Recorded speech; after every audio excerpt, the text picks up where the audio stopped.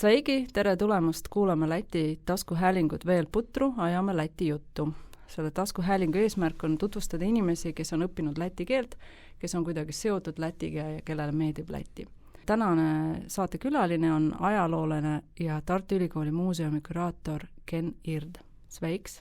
Sveika! Me räägime täna lätlastest Tartus, nendest vanadest lätlastest, aga enne seda muidugi traditsiooniline küsimus, sa oled õppinud läti keelt, nii et kuidas sina jõudsid läti keele juurde? Miks sa tulid läti keelt õppima? No see on olnud ikkagi isiklik huvi, nii ajaloolase kui ka keelehuvilisena, et ajalugu on olnud minu kirg juba lapsest saadik, mida rohkem ma ajalukku süvenesin ja Eesti ajalukku süvenesin, vanemasse Eesti ajalukku süvenesin ja just oma ajaloo õpingute ajal ma sain aru, kuivõrd seotud on omavahel Eesti ja Läti kultuurilooliselt ja ajaloo poolest, et selle koha pealt võiks neid peaaegu ühe riigina võtta. Kuna mul ka on olnud alati väga suur keelehuvi, ma olen väga palju erinevaid keeli natuke nuusutanud, mõnda rohkem, mõnda vähem, ja siis ülikooli ajal oli nii suurepärane võimalus ka erinevaid keeli õppida maailma keelte ja kultuuride kolledžis, nagu ta toona oli, nii et ma tõesti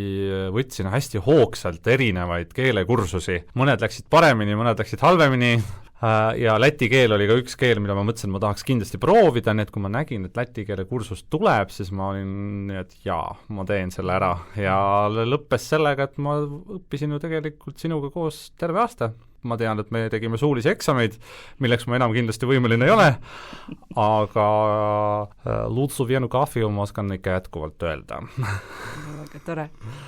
Ja kas sul läti keele oskus on ka praegu kasuks tulnud? Eks ikka mingil määral, et kas või näiteks Vikipeedias ringi tuhlates alati on hea võimalus võtta just läti keele kultuuriga inimestega seotud artikleid lahti ja kui lugeda, siis ikkagi nimisõnu tunneb ära, nii et selle pealt saab ikkagi enam-vähem nagu kokku panna. Ja alati ka uudistes ma kuulan läti keelt ja niimoodi nopin sealt veel neid sõnu, mis mul meeles on ja võrdlen neid, et ma ikkagi püüan teda meeles hoida. Ja kui liiga lähed, siis on ikkagi see, et lihtsamatest siltidest saad aru, nii et see on ka, ma arvan, oluline. Muidugi. Ja sa töötad Tartu Ülikooli muuseumis, seega sul tulevad ka lätlased sinna külla? Jaa, et lätlastega kokkupuudet on ka, et siin just hiljuti võtsin vastu, kuna meil on nüüd kultuuripealinn ja 2024, siis nad tulid sellele suurele avamisele loomulikult kõik kohale ja Läti raadio 2 ajakirjanikku oli mul au ja võimalus võõrustada ja näidata meie ekspositsiooni, meie näituseid ja seal siis ka seda, kui palju meil seal Lätist on ja mis on üldse Läti ajaloo ja kultuuriloo seos Tartu Ülikooliga. Aga sa rääkisid nendega inglise keeles? Ma rääkisin nendega inglise keeles ja et ma tõesti sellist ajaloo juttu ei ole võimeline kohe kindlasti läti keeles ajama, nii et sellepärast me ka täna räägime eesti keeles. Ja, muidugi. Alustame siis selle teemaga. Lätlased, kes on käinud koolis, õppinud usinalt nii, isegi mitte usinalt, need, kes lihtsalt on käinud ajaloo tundidel ja õppinud ka läti kirjandust, teavad seda, et olid sellised mehed, noorlätlased.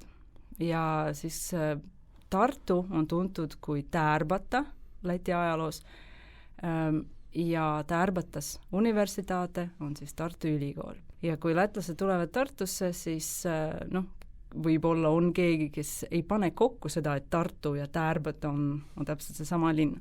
Aga need, kes teavad, siis nende jaoks on käimine Tartus ikka väga oluline, just sellepärast, et siit on põhimõtteliselt kõik alguse saanud.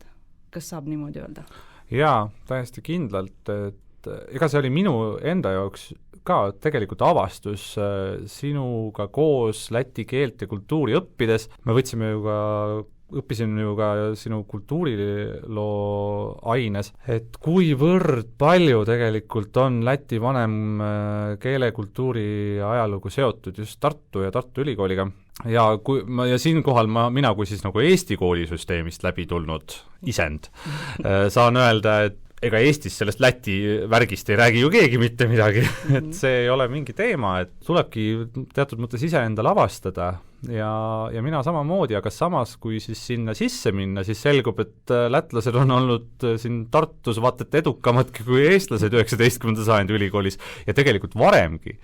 Et me teame ju kõik, et Tartu Ülikool on ju 17. sajandist, aastast 1632 ja meil ei ole tegelikult ühtegi kindlat teadet selle kohta, et keegi Eesti päritolu meest rahvas nooruk oleks olnud üliõpilane 17. sajandi Tartu Ülikoolis, aga lätlastel neil on Jaanis Reiters ja kes ikkagi suhteliselt kindlalt on Riia käsitöölise poeg ja tegelikult ikkagi Läti päritolu ja kes oli siis hiljem pastor Lätis ja ka võitles Läti talupoegade õiguste eest, tegeles läti keelega, üritas tõlkida piiblit, arendada Läti grammatikat, oli väga vastu või oponeeris toonastele arusaamadele Läti grammatikast, ütles, et see ei ole mingi läti keel nii et mis tähendab, et ta pidi ikkagi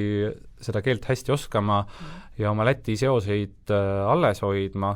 Eestlastel sellist näidet ei ole, nii et te olete juba selle poolest otsapidi meist ees. Ja kui nüüd minna sinna 19. sajandisse, siis kõik läheb veel suuremaks. Seda, et eestlased ja lätlased hakkasid 19. sajandi jooksul Tartusse ülikooli jõudma pärast seda, kui sinna talupoegkond, nii eestlased kui lätlased pärisorjusest vabastati 1816, 1817 Kuramaal ja 1819 siis Liivimaal, et see andis ju selle võimaluse siis edeneda, minna kõrgematesse koolidesse õppima ja lõpuks jõuda siis seda teed pidi ülikoolini, et see aastakümnete jooksul järjest suurenes nii eestlaste kui lätlaste arv, aga lätlased olid siin ikkagi mõnes mõttes ees ja minu arvates väga tore fakt on ka see, et kui aastal 1805 pandi nurgakivi Tartu Ülikooli peahoonele, mis on nagu Eesti niisuguse kõrghariduse ja kultuuri üks suurimaid sümboleid, mis ju tegelikult rajati ju Saksa ülikoolile, eks ju, ärme seda unusta, keisarlikule saksakeelsele ülikoolile. Et selle nurgakivi avamisel pidas kõne ja tervituse andis edasi siis ka just nimelt talupoegadest pärit tudeng. Niimoodi soovitigi, et just talupoja päritolu tudeng siis oleks seal, kes kõneleks ja selleks valiti Carlis Willems, kes oli ka tegelikult lätlane ja ei valitud eestlast, valiti lätlane ja tõenäoliselt ei olnud ühtegi eestlast võtta. Et see siis oli nüüd juba tegelikult enne pärisorjuse kaotamist, ehk siis tema vanemad olid juba vabad mehed, et neil oli siis võimalus tulla Tartu Ülikooli õppima, aga lätlased olid, lätlaseks teda siis ka peeti. Aga miks siis ei võtnud mõnda sakslast? No tundub, et see oli ikkagi selline natukene ka sellise toonase meelsuse näitamine, et me näitame, et ülikool on avatud kõigile. Tegelikult ülikooli esimene rektor Georg Friedrich Barrot ka oma ülikooli avakõnes seda toonitas, et ülikool peab olema avatud ka kohalikule talurahvale, mis oli tegelikult täielik nonsense, sellepärast et nagu me räägimegi ju sellest pärisorjuse ajast veel, viimased aastakümned on pärisorjus, tegelikult neil ei olnud mingit reaalset võimalustki ju oma talutöödest lahkuda, nad pidid olema seal ja maad harima. Ja siis võetigi see vähene, mis võtta oli, et lihtsalt näidata, et tegelikult nagu ikkagi peaks kõik saama siia. Aga muidugi see tee oli ikkagi väga vaevaline, et ega see lihtne ei olnud, see oli kallis, rääkimata kõikidest nendest eelarvamustest, mis toona valitsesid ju läbi sajandi, kuni tegelikult Eesti ja Läti iseseisvuseni välja. Ja ka seda tuleb hästi palju arvestada, just eriti selle 19. sajandi esimese poole puhul, et väga keeruline on üldse tuvastada, kes on eestlane ja kes on lätlane, sest reeglina, kui sa juba olid kõrgemat haridust saanud, siis sa pidid ka ühtlasi saksastuma ja hiljem ka venestuma, et see oli nemad olid kultuurrahvad, kelle hulka sind siis nagu vastu võeti tänu sellele, et sa ennast olid koolitanud ja seda vaeva näinud, on ju. Ja ka nimed ju selle võrra mugandati, võeti täiesti uusi nimesid, et varjata ka siis oma seda madalamat päritolu, nii et neid numbreid on ju kokku löödud ja mul on mõned kaasas ka igaks juhuks, äkki sa küsid aga viimasel ajal on ajaloolased ikkagi leidnud, et seda kindlat numbrit või statistikat teha on ikkagi väga keeruline, et kus sa selle joone siis paned, et kes siis on eestlane ja kes on lätlane. Kuidas selle Williamsi kohta siis oli seal kirjas? Eks see tuli ikkagi selle järgi, et ta oli talupoja seisusest, et tegelikult ju terve 19. sajandi jooksul ja see jäi ju kuni 20. sajandi alguseni, kuni tsaariaja lõpuni oli ju tegelikult siin seisuslik ühiskond, inimesed olid jagatud erinevatesse seisuslikesse klassidesse ja kui sa olid talupoja seisusest, siis see märgiti ära ka sinu ülikooli sisseastumisel, et sa olid talupoeg ja selle järgi see võeti, et eks ei olnud sellist rahvuslikku jaotust, et sa ei pidanud ankeeti panema, mis rahvusest sa oled, vaid just, mis seisusest sa oled. See tuli palju hiljem see, kui hakkas rahvus tekkima, jah? Jaa, et seda tegelikult ei küsitud pikka aega Tartu Ülikoolis, et 1916 on üks hetk, kus tõesti on teada, et on konkreetselt küsitud rahvust tudengitelt, et mis rahvusest sa oled.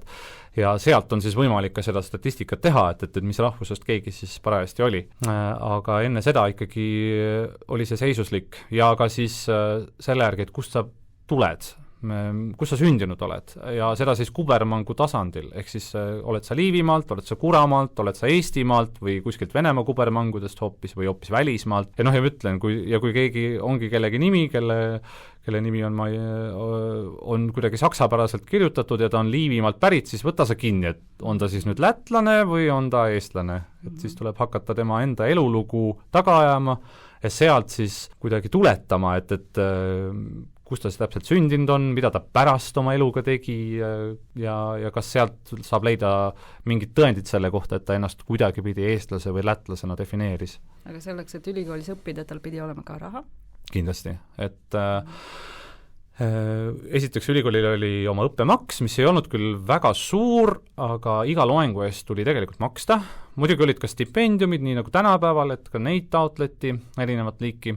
Ja rääkimata sellest, et tuli ju võõras kohas elada, sellega hakkama saada. Väga suur väljaminek oli ka 19. sajandi alguses, esimeses pooles üliõpilasmundri olemasolu, et see tuli endale oma rahade eest hankida, et kulutusi ikkagi oli. Nii, aga kes need siis noorlätlased olid? Jaa, no nüüd hakkab eestlane rääkima lätlasele, et kes olid noorlätlased. Sellest tuleb nüüd minu versioon sellest. Ei, sina räägid eestlastele sellest. Ma räägin eestlastele, jaa. Noorlätlased olid 1850-ndatel, 1860-ndatel eeskätt siin Tartus ja veel 1870-ndatel ka siin Tartus, aga ka mujal, Peterburis ja Moskvas tegutsenud ärksad intellektuaalid, kellel oli väga tihe seos Tartu Ülikooliga. Nad olid kas Tartu Ülikoolis õppinud, väga-väga paljud, samal ajal umbes, või siis lihtsalt siin Tartus tegevalt õpetajate seminaris õppinud või siin õpetajad, kes 1850-ndate keskpaigas hakkasid koonduma ja pidama selliseid Läti õhtuid ja avaldama artikleid läti keele ja kultuuri kohta, andma välja ajalehte, mis nende sõnumit edasi kannaks ja neid mehi oli mitmeid. Kõige kuulsamad nimed, keda vast ka iga eestlane võiks tunda,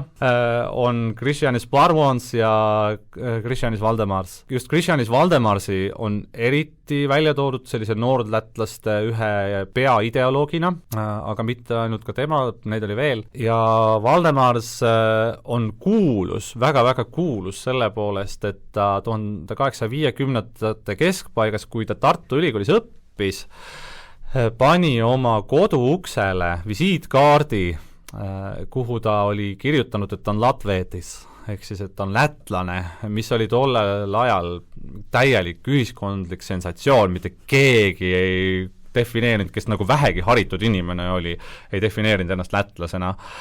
Ja see on väga kuulus lugu, mida lätlased väga hästi teavad.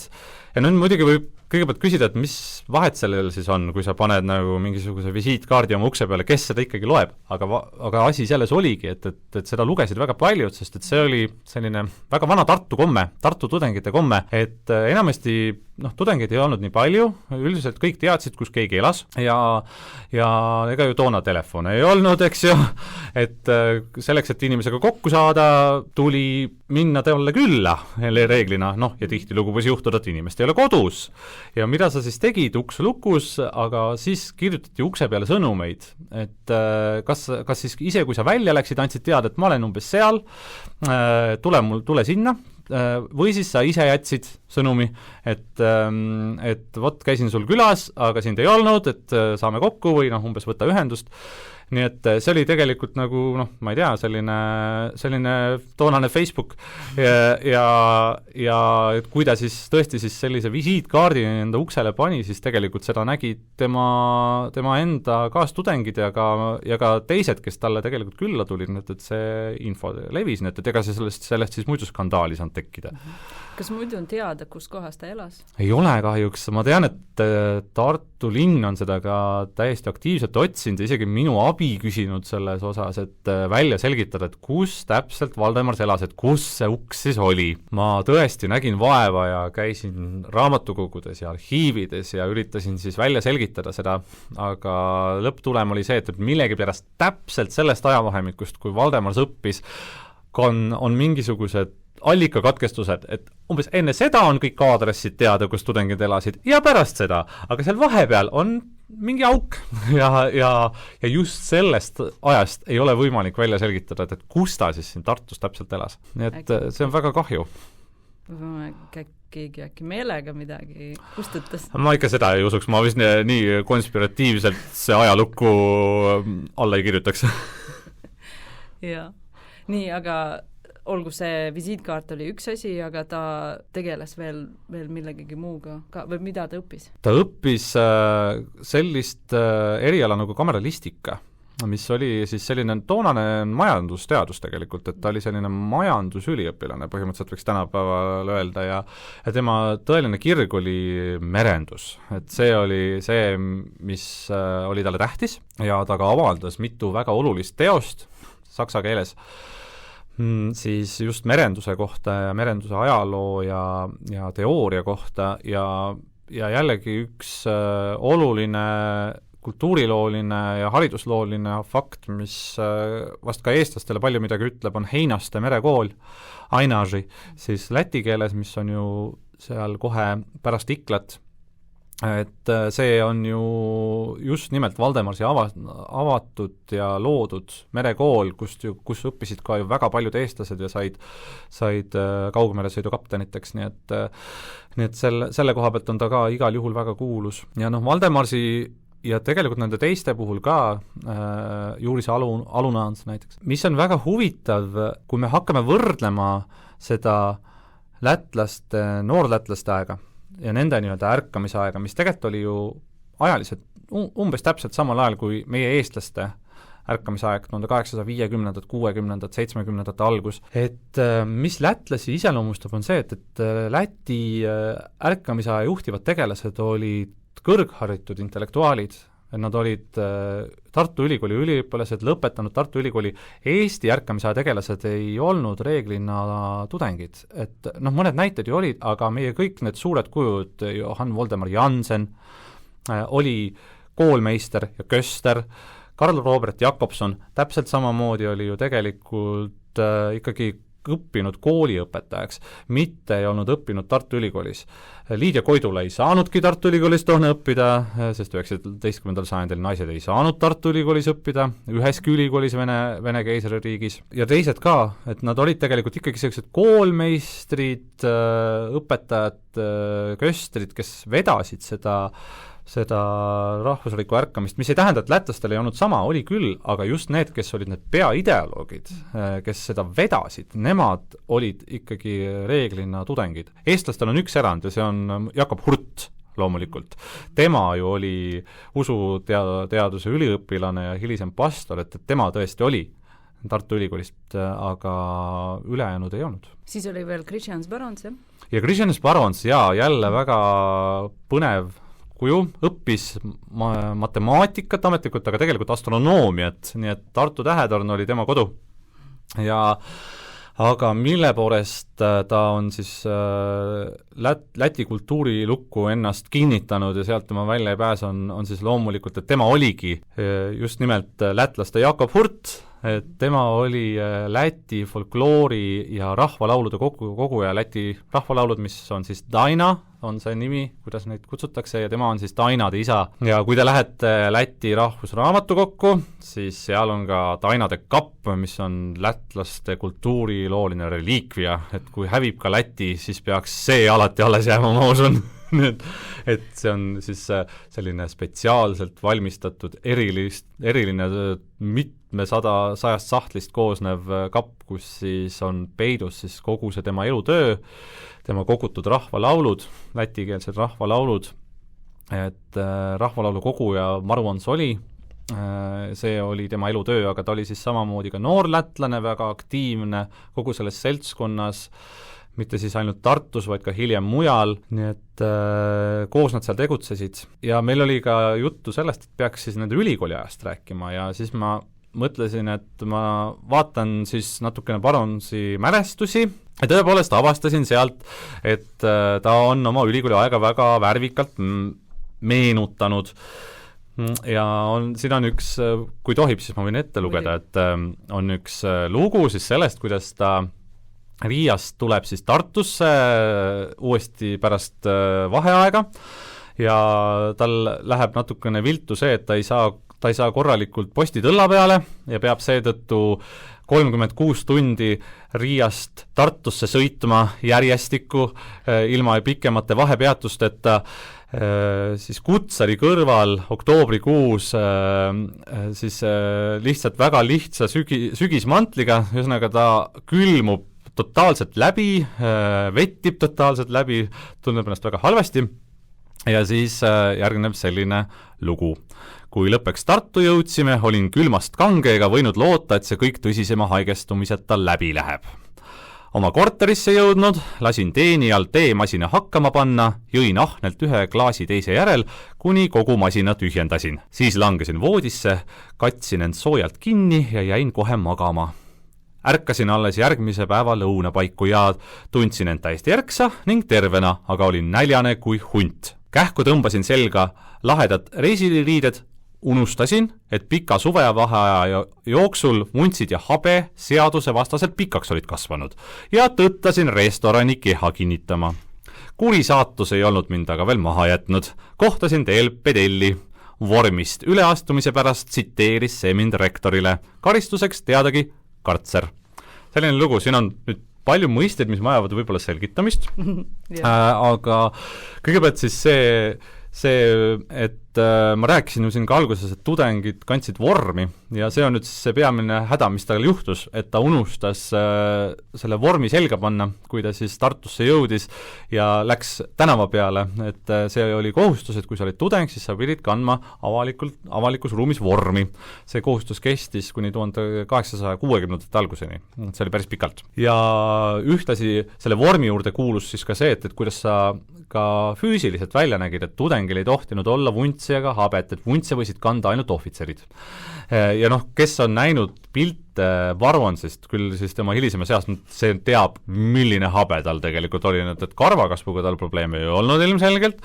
Ja see siis talle saatuslikuks ka sai, sest tõesti tudengireeglid siis ka seda sätestasid, et habet ei tohi kanda ja selle eest võisid saada aresti, ja see ongi siis see kartser, ehk siis tegelikult tudengivangla, mis asusid Peahoone pööningul ja mille majandajateks olid siis ülikooli politseinikud ja need olid pedellid, see ongi siis see sõna, mis siit ka läbi käis, pedell, tema siis oli see, kes vaatas linna peal ja ka restoranides, kõrtsides, kohvikutes siis selle järele, et tudengid hästi käituksid, näeksid viksid ja viisakad välja ja kui oli mingi probleem, siis neil oli igal ajal õigus minna tudengi juurde, öelda, et seaduse nimel ma pean teid vahistama ja rektori juurde tooma.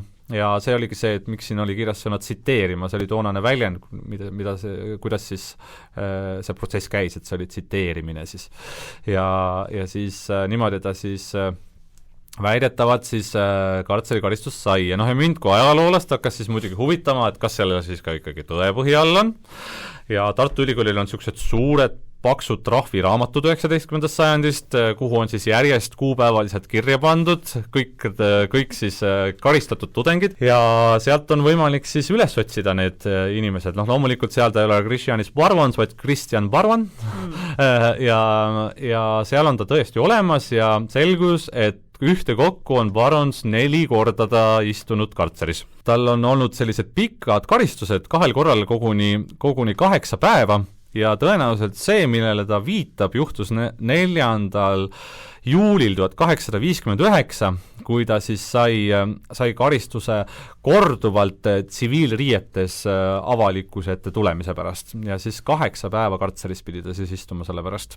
Aga siin on põhiliselt ta saanud karistada sellepärast, et ta on vältinud kohtu ette tulemist, et mis põhjusel teda siis sinna kutsuti, ei tea, võib-olla ka tunnistajana, aga mingil põhjusel ta on siis sellest hoidunud, ei ole saanud või siis põhimõtteliselt ei ole tahtnud siis selle ülikooli kohtuga koostööd teha, et siis ta on pidanud ka istuma siis veel 8 päeva kartseris, ühe korraga 2 päeva ainult vee ja leiva peal ja ühe korral siis ka 5 päeva kartseris, nii esimesel kui ka viimasel päeval vee ja leiva peal. Et siin siis ka võib-olla üldistavaks kommentaariks, et Tartu Ülikoolil oli õigus oma tudengitele siis sellistel lihtsamatel juhtudel distsiplinaarasjades ja väiksematel kriminaalasjade puhul kartserikarisust mõista. See ei olnud kõige karmim karistus, see arestikambrisse mõistmine, kõige karmim oli ikkagi ülikoolist väljaviskamine loomulikult. Aga seda probleemi ikkagi Baronsel ei olnud, nii et ta kenasti oma ülikooli tee lõpetas. Aga miks kartser, miks oli eraldi selline kartser, miks mitte lihtsalt vangi? See oli omamoodi ka selline privileeg, võiks isegi öelda, et sa olid tudengi seisuses, sa olid omaette seisus tegelikult, me räägime ju sellest seisuslikust ühiskonnast, eks ju, et kui sinust sai tudeng, siis sa olid teisel tasemel võrreldes teistega ja sul oli selle tõttu siis ka õigus saada õiguslikku kaitset ülikooli poolt, ühelt poolt, aga teisalt siis ka ülikoolil oli õigus sinu üle kohut mõista. Ja see tähendas ka see, et ülikoolil oli õigus oma vanglat pidada nii-öelda. Aga kas see siis ei olnud tegelikult niisugune häbiasi, vaid see oli pigem uhkus juba, et kui sa sinna saad? Jaa, mõnes mõttes seda on ka nagu need tudengid, eks seal kartseris istusid ju mitte ainult lätlased, eks ju, ka eestlasi on seal olnud, Kristjan Jaak Peterson, et te teaksite, on samamoodi 1819 oma lühikese tudengipõlve jooksul pidanud kartseris istuma, kui nüüd mõnda eestlast mainida. Aga seal ju istusid ju 100 000 baltisakslased, venelased, kes ka Tartu Ülikoolis õppisid, Tartu Ülikool oli ju kogu aeg väga rahvusvaheline, väga mitmeitest rahvustest koosnev ülikool. Ma olen statistikat teinud 1802 kuni 1892 6600 kartserikarisust, et seda ikka oli. Nad oma mälestustes, eriti just baltisakslased, väga tihti ka nagu meenutavad seda oma sellist pöörast tudengiaega ja tõesti seda siis ka öeldakse, et toona võib tõesti öelda, et alles siis olid õige tudeng, kui olid ühe ööpäeva vähemalt kartseris veetnud, aga ütleme tagantjärele, näiteks tuleb meelde Georg von Oettingeni mälestused 1870-ndatest, kes oli tudeng 1840 teises pooles, õppis meditsiini, hiljem oli meditsiiniprofessor, rajas silmakliiniku Tartu Ülikoolile, oli ka ühiskondlikult väga tegev Tartu linnapea, Tartu Ülikooli rektor mitu korda ja siis tema on tõesti oma mälestustes tagantjärele öelnud, et vaatab ikka suure häbiga seda, et kuidas ta sinna kartserisse pidi siis rebasena siis esimese kursuse tudengina sattuma, et tal on väga värvikas lugu seal sellest, aga jah, et ega nad ikkagi ütlevad, et sai ikka noor ja rumal oldud. Aga toona tudengina võib-olla tõesti, et see oli selline natukene võimuga mängimise mäng. Kas nad võisid seal olla ka mitmekesi? Ei võinud reeglina, et see oli üks peamine karistus, et sa olid nii-öelda oma sellest sotsiaalsest ringist väljas, üksi, mõtlesid järele oma tegudele, aga ega ta nagu 100% vangla ei olnud. Esiteks tudengid pidid ikkagi loengutel käima. Et kartserid olid peahoone pööningul, neist üks on ka alles ja seda on võimalik ülikooli kunstimuuseumi kaudu igal ühel külastada muuseumi lahtioleku aegadel. Hommikul ronisid sealt pööningult alla, käisid peahoone auditooriumides loengutel ja õhtuks lihtsalt pidid tagasi jõudma ja öö siis kartseris veetma. Ja kui nad seda siis ei teinud, siis selle eest muidugi väänati neile karistust juurde ja neil oli võimalik ka lõunapause võtta, et sai minna lõunat sööma kuskile mõnda lähedal olevasse kõrtsi. Jällegi lihtsalt pidi kindlaks kellaajaks tagasi olema ja kui ei olnud, siis anti sulle sellest lisakaristust. No, selles mõttes ju ikka väga mugav elu, et sa lähed sussides lihtsalt loengusse ja pärast seda lähed tagasi. Ma räägin, et see oligi natuke nagu privileeg, mõnes mõttes. Nii, kes veel oli? Juri Salunants? Jaa, Juri Salunants ju samamoodi, et ka tema oli ju tegelikult nagu Valdemarski just selle noorlätluse eestvedaja ja tema luuletõlk avaldamise peale ju üldse see noorlätlaste nimi ju välja mõeldi, et see on ju tegelikult saksakeelse ajakirja Inlandi ühe saksakeelse arvustuse tekstist tulnud nimetus, paralleelnimetus pigem siis sellises häbistavas ja nagu ironiseerivas vist on see õige sõna, ironiseerivas mõtmes ja võrreldakse siis seda noor-saksa liikumisega, mis siis ka samal ajal oli ja millele ka hea pilguga just ei vaadatud toonase konservatiivse seisusliku ühiskonna poolt ja võrreldi siis, et need, mis te tahate nüüd mingid noorlätlased olla või, aga need noorlätlased siis ise võtsid selle auga endale omaks ja ka tegelikult võrreldi siis ka siis neid Eesti ärkamisaja tegelasi, et kas te olete siin siis nagu need noorlätlased, mingid nooreestlased või et ka sedagi on tehtud.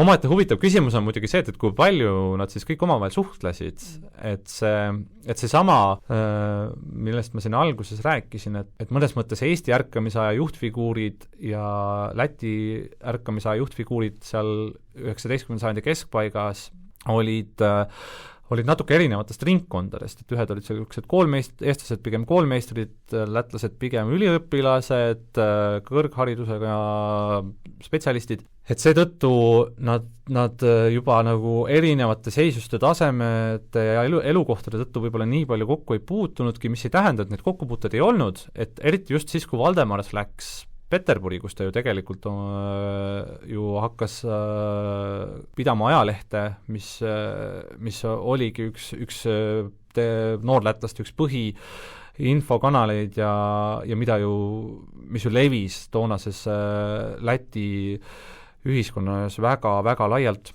mis oli väga-väga populaarne, et seal samal ajal tegutses ka Karl Robert Jakobson ja hiljem olid nad Valdemarsiga pikalt kirjavahetuses ja Valdemars just nimelt julgustas Jakobsoni avama eestikeelset ajalehte Sakala 1878. Sakalat teame me eestlased ju väga hästi, esimene selline poliitilise sõnumiga ajaleht, enne seda ju Jansen ikkagi hoidis niisugust tasapaksu, rahulikku sellist rahvuslust küll, aga niimoodi tasa ja targu, et Jakobson on tuntud käremeelne ja ilmselgelt hoopis teiste ja nooremate ideedega ja see, et nad Valdemarsiga palju kokku puutusid, ma arvan, on ka väga tähendusrikas. Ja ega seda on ju ka Eesti toonases kultuuriloos väga palju ka tähele pandud tagantjärele vaadates, et siin koha peal võib-olla oligi pigem alalhoidlikud ja lätlastega on ju natuke sama lugu, et siin, kus domineeris kogu see Balti-Saksa ühiskond ja kultuur ja ülemvõim administratiivselt, aga igas elu aspektis tegelikult oli sellist oma rahvuslikku joont palju raskem hoida ja pidada ja selle tõttu sai ennast vabamalt väljendada just nimelt seal pealinnas, miks siis ka Valdemars ju tegelikult oma ajalehte hakkas just seal välja andma, et see ei olekski Riias tõenäoliselt võimalik olnud, aga Peterburis juba küll ja ka Eestiga sama lugu, et Johan Köhler ju tegutses Peterburis, ka arst Karel samamoodi Eesti ärkamise aja üks just pigem sellise tugevama ja kindlama sõnumi pooldaja, et ja just nimelt nii Köhler kui ka Karel ju mõjutasid ka just Jakobsoni. Ja Jakobsonil, kui ta siis lõpuks ju Eestisse tagasi tuli ja oma Sakala avas, ega siis tal läkski ju väga raskeks siin, et ega siin tal oli keeruline nii baltisaksa poolel kui ka tegelikult siis ka eestlaste seas siis oma kohta leida, et ega need Eesti ärkamise aja tegelased olid ka nagu, et ohoh, et mis nüüd juhtus, et võtame ikka tasa ja targu ja siis nii nagu Tartu on selline koht, mis ühendab inimesi, et inimesed tulevad, ka tänapäeval üliõpilased tulevad erinevatest kohtadest Eestist, tulevad siia, saavad kokku, saavad sõpradeks, siis põhimõtteliselt ju noorlätlastel oli ka see, et nad ikkagi ju igaüks tuli oma eesmärgiga, aga siis nad lihtsalt kuidagi sattusid kokku. Kas on teada, kuidas nad tutvusid omavahel või kuidas see võis juhtuda? Eriti sellepärast, et nad õppisid ju erinevaid asju. Seda on, jah, ega seda otseselt kunagi teada ei ole, et kui siis ainult nende enda mälestustes ja ega ju eesti keeles neid mälestusi väga palju avaldatud ei ole ja minu lätikeelne lugemisoskus on nagu ta on. et seda ma ei ole niisuguse pilguga ei ole saanud vaadata, aga kui ma nüüd niimoodi üldistavalt püüan mõelda sellele ajale, siis toona oli tudengeid kokku mõnisada Tartu Ülikooli peale, et seal 19. sajandi keskpaigas ja Tartu ei olnud üldse suur linn ja tudengid ikka väga palju puutusid omavahel kokku. Et seda on ka seal nendest samadest karistusraamatutest näha, et nii siis need Läti soost tudengid kui ka need Saksa soost tudengid said korraga karistusi samade asjade eest, et mingi ühiste jamade eest, mis nad olid kokku keetnud, et mis tähendab ju, et nad pidid ju siis koos ikkagi nagu toimetama, sest mida on ka just selle Tartu üliõpilaskonna kohta öeldud, et baltisakslaste endi jaoks, aga ka ikkagi natukene laiemalt, see oli nagu selline sulatusahi mõnes mõttes, et see oli see aeg, kui tuldi noortena tõesti, nii nagu sa ka ütlesid, väga erinevatest paikadest, väga erineva seisusliku taustaga, aga siis sinust said see uue seisuse, sinust sai üliõpilane, see oli kõige tähtsam. Et väga mitmed seisuslikud ja rahvuslikud vastuolud nagu taandusid selle üliõpilaseks olemise taha. Et see koondas ja selle eest seisti hea ja üksteisele tuldi appi. Loomulikult need ei olnud see ei olnud kõik nii harmooniline, nagu see võib-olla võib tunduda praegu sellest jutust. Et kindlasti seal olid vastuolud ja need ka, mida aeg edasi ka teravnesid selle võrra, kuidas siis nii baltisakslased, eestlased kui ka lätlased siis igaüks oma rahvuslikku joont ajama hakkasid, mis juba eos ju tähendas, et need konfliktid hakkasid tulema. Aga jah, et selline ühtlustava moment oli siin ka kindlasti olemas, mis tähendab, et nad puutusid ikkagi omavahel palju kokku ja nii see sündis, ma arvan. Ja nende läti keele õhtud või kirjandusõhtud ju toimusid ka kas ühe juures või teise juures. Ja igal juhul. Et kuskil mujal neid ju pidada väga ei olnudki. Kõrtsis.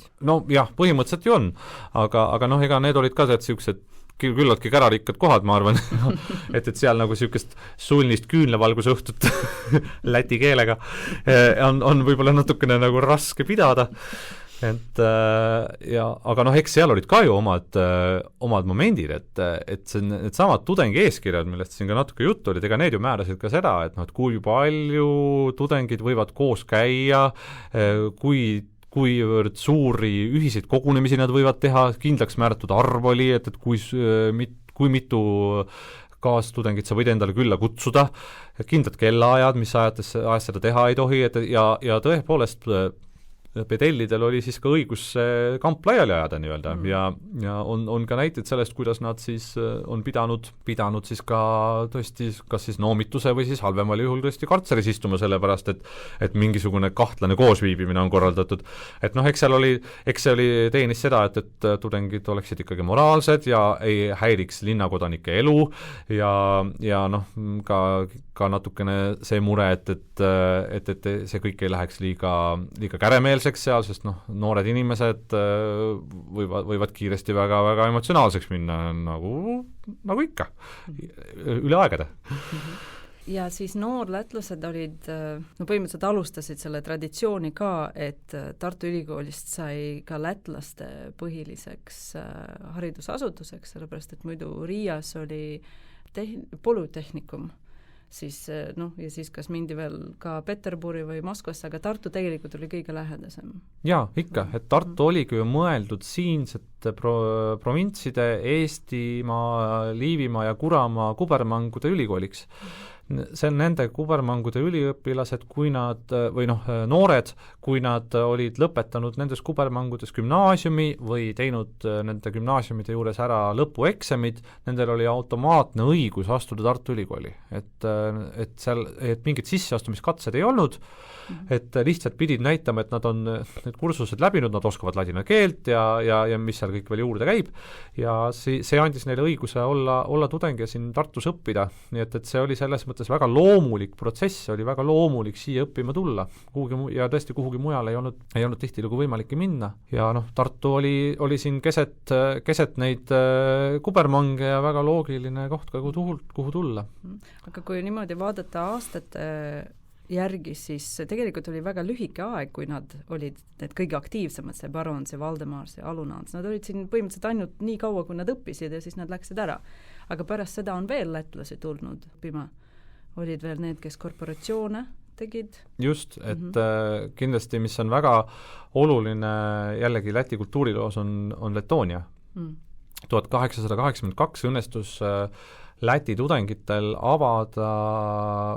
saada tunnustus oma korporatsioonile. Et siin on siis jällegi võib-olla natukene seda tausta vaja selgitada, et Tartu Ülikoolis olid juba 19. sajandi alguses suured Balti-Saksa korporatsioonid, igal kubermangul oli oma korporatsioon ja Riia tudengitel, Balti-Saksa Riia tudengitel oli veel ka oma korporatsioon, Fraternitas Regensis, ja nemad siis moodustasid ka siis sellise omaette katusorganisatsiooni, mis siis tegelikult sellist tudengite igapäevaelu korraldas ja võttis enda kanda ka siis nende tudengite elu korraldamise, kes otseselt korporatsiooni ei kuulunud. Ja nad lõid oma aukoodeksi ja omad reeglid, kuidas siis üks tudeng peab käituma siin Tartus. Ja hiljem siis 19. sajandi keskpaigas, kui korporatsioonid tohtisid avalikult tegutseda, sest tegelikult 19. sajandi esimeses pooles olid korporatsioonid ametlikult keelatud Vene riigi poolt, nad olid sellised kahtlased asjad, mingid noored tulevad kokku ja jumal teab, mis nad seal kokku keeravad, mingi riigivastane värk, et mis ei tähenda, et nad ei oleks ikkagi eksisteerinud ja kõik see oli niisugune avalik saladus põhimõtteliselt, aga jah, avalikult nad tegutseda ei tohtinud, see siis muutus 1855, et siis said korporatsioonid legaliseeritult tegutseda ja see tähendas ka seda, et siis see Balti-Saksa katusorganisatsioon, temale siis anti ka see võim ja võimalus siis ka anda luba uute korporatsioonide rajamiseks. Ja neid siis hakkas ka järjest juurde tekkima, aga see tähendas ka seda, et neil oli ka võim ei öelda. Ja näiteks eestlased ju selleni ei jõudnudki, et eestlased proovisid umbes samal ajal kui ka lätlased 1870-ndatel, 80-ndate alguses mitu korda tegelikult erinevate nimedega enda korporatsiooni asutada, sest ega ju Läti õhtustest me rääkisime, eestlastel olid ju oma Eesti õhtud, Kalevipoja õhtud, nagu me neid kutsume, et mis olid tegelikult samad tüüpi ja oleksid pidanud sama loogilist teed pidi siis viima ka Eesti korporatsiooni tekkimisena, seda ei tulnud, selle asemel siis õnnestus registreerida Eesti üliõpilaste selts, sest et seltside registreerimist ei saanud need Balti-Saksa korporatsioonid kontrollida, mis ei tähenda, et Eesti üliõpilaste selts oma iseloomult ja oma tegevuselt ja kõigest atribuutikalt, sümboolikat ei olnud nagu korporatsioon, aga ta ei tohtinud lihtsalt seda nime kasutada.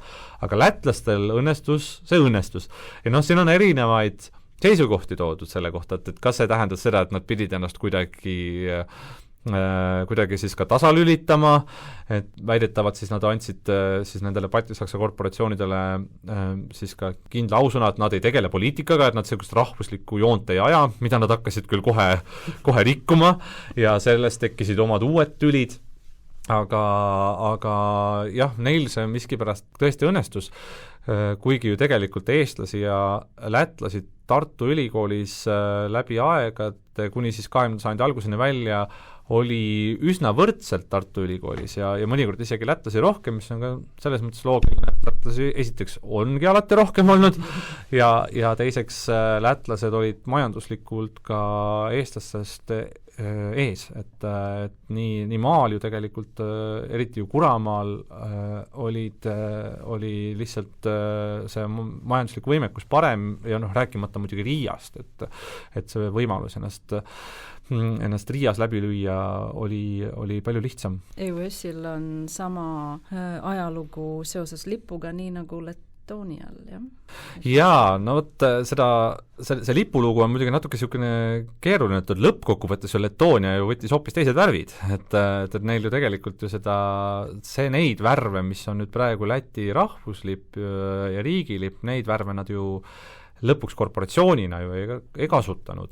Aga tõesti see on teada, et nad enne neid värve kasutasid ja kui oli lätlaste esimene laulupidu 1873, siis just nimelt need Läti tudengid siit Tartust tulles kandsid rinnas neid Läti tulevasi värve. Nii et nad on kindlasti sellele väga palju kaasa aidanud, aga jah, päris sellist lugu nagu ei ole nagu meil, et EUS tõi meie sinimust valge. Aga seos on olemas, jah. Ja pärast seda on seal 19. sajandi lõpul, 20. sajandi alguses õppisid veel Tartu Ülikoolis ka Enzelins ja Milenbachs, kes olid keeleteadlased, kes kirjutasid ka Läti grammatika. Ja nüüd Tartu Ülikooli peahoones on selline ruum, kus on 2 mälestusmärki ja üks on pühendatud Baronsile ja teine on Enzelinsile. Ma küll ei mäleta, millal ja kuidas see juhtus, et kas mina avastasin või keegi minu Tartu-Läti seltsi liikmetes avastas, et selles ruumis on need mälestusmärgid ja meil on kogu aeg olnud see küsimus, miks nad on seal? Ja mul on nüüd sul rõõmustav uudis, et ma saan sulle sellele küsimusele täitsa ausalt vastata. Et kuna ma ise ju ka ülikooli muuseumist olen mitu aastat töötanud ja senimaani teen peahoones ringkäike ja olen mõnikord ka lätlasi vastu võtnud ja mul on ka õnnestunud mõnikord lätlased sinna ruumi viia, see on ju tegelikult praegu lihtsalt üks kabinetide ruum, et sinna ei olegi väga lihtne ligi pääseda. Et olen neid näidanud ja see küsimus on minul ka olnud ja nüüd avanes mul suurepärane võimalus siis otsida, kas ma leian sellest midagi ja ma leidsin aastast 1982, 19. septembrist ajalehest Edasi, ehk siis mis on praegu Postimees, eks ju, Raimo Hansoni, ei kellegi muu kui Raimo Hansoni artikli, mis räägib siis sellest samast sündmusest, kui siis need mälestustahvlid avatakse. Ja miks just siis, seda seal otseselt küll ei öelda, aga 1982 septembris tähistas Tartu Ülikool oma 350. aastapäeva ja see oli väga-väga suur sündmus, see ei jõudnud mitte ainult Tartusse, vaid toimus üle Eesti aasta vältel, seda käidi tähistamas Riias ja Vilniuses ja see oli väga, rääkimata Moskvast, et see oli väga-väga suur ettevõtmine ja selle jaoks ehitati Tartu Ülikoolis palju, tänu sellele sai ülikool oma uue raamatukogu hoone valmis ja nii edasi. Nende 2 mälestustahvli avamine oli siis osa nendest suurtest juubelipidustustest ja eks see siis teenis selliste eestlaste ja lätlaste vennalikku sõpruse tähistamist. Ja toona oli see ruum, mis praegu on kabinetid, oli auditoorium 138 ja see oli filoloogide auditoorium, nii et sealt siis tuleb see põhjus, miks siis nad just seal on. Et nii Barons kui Enzelins olid tähtsad just keeleteaduse jaoks, et Enzelinsist sa juba rääkisid, Barons siis kui rahvalaulude koguja Nii et need olid need põhjused, miks siis need 2 mälestustahvlit avati. Seal olid kohal ka Ago Künnap, kes pidas siis sellise omaette kõne, kus ta tutvustas lätlaste teaduselu ja mõlema kahe suurkuju tegevust, ja Laimonis Kamara oli ka seal kohal, tema siis rääkis siis just nimelt siis Tartu olulisusest Läti kirjandusloos, eriti luules, ja kohal oli ka näiteks Gustav Ernesaks, kes jagas koorilaulu mälestusi Lätist, vähemasti niimoodi Raimo Hanson ajalehes edasi kirjutab, ja Tartus õpivad Läti tudengid asetasid mälestustahvlitele lilled. Nii ilus.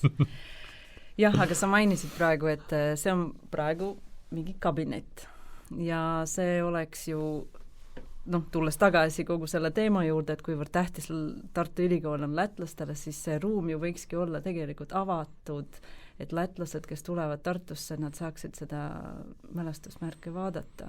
Mõte on ju hea, aga kui ta on kabinet, eks ju, siis on see keeruline, sellepärast, et seal on inimese isiklikud asjad ja see on tema isiklik tööruum, et kuidas sa sinna siis neid palverändurid siis tood.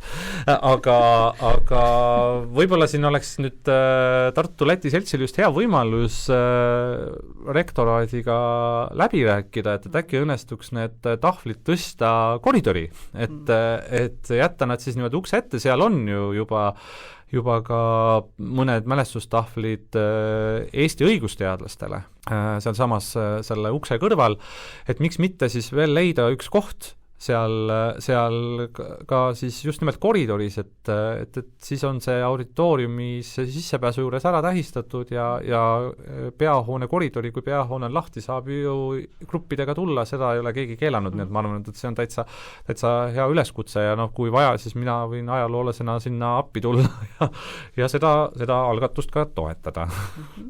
Väga tore. Siis me peame rääkima kellegagi. Jah. Nii, aitäh sulle, Ken, et sa tulid tutvustama meile Läti ajalugu ja ma loodan, et kuulajatel, eestlastel on võimalus teada saada rohkem Läti kohta.